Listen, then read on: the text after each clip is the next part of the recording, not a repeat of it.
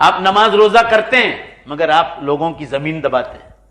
کسی کا فلیٹ دبایا, کسی کا پیسہ ادھار لیا اور پھر دینے کی بات نہیں. ان کے کونا اپیلا کے تمہارا آفس ہو. اس دن ترمذی کی حدیث آئی تھی, یہ بیٹھے ہوئے ہیں, پوچھ لو, یہ لائیو والے. آپ صلی اللہ علیہ وسلم ایک ہفتے سے پہلے ایک مسلمان کا انتقال ہوا مدینے میں. آپ صلی اللہ علیہ وسلم پر وحی نازل ہوئی کہ تو وحی آئی نے, تو آپ نے پوچھا کہ بھائی فلاں خاندان کا کوئی آدمی ہے؟ تو صحابہ نے تلاش کیا, کہا نہیں ہے.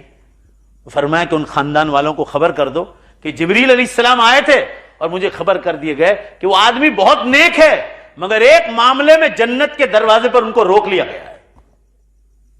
صحابہ نے پوچھا اللہ کے رسول کیا ہے وہ معاملہ, کیا ہے؟ ہم ان کے گھر والوں کو کیا بتائیں؟ فرمایا ایک آدمی سے 10 دینار ادھار لیے تھے, ان کی نیت تھی دینے کی مگر اس سے پہلے انتقال ہو گیا ہے, ان کے گھر والوں کو خبر کر. صحابہ نے جا کر خبر کی, وہ 10 دینار نام سے آسمانوں سے خبر آئی, وہ 10 دینار ان کے گھر والوں نے چکا دیے. پھر دوسری بار وہی آئی حضور صلی اللہ علیہ وسلم پر, تو آپ صلی اللہ علیہ وسلم نے صحابہ سے فرمایا ان کے گھر والوں کو کہہ دو کہ تم نے 10 دینار چکا دیا, ان کو جنت میں داخل کر دیا. کہ آسان کام نہیں, آسان کام نہیں کسی کا پیسہ کھا جانا, کسی کی زمین دبا لینا. اللہ مسجد اور مدرسوں کی زمین ہے, اللہ کا ڈر تو دیکھو, مسجد اور مدرسوں کی زمین قبضہ کر کے بیٹھے.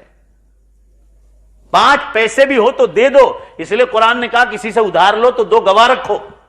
قرآن نے ایسے نہیں کہا کہ کل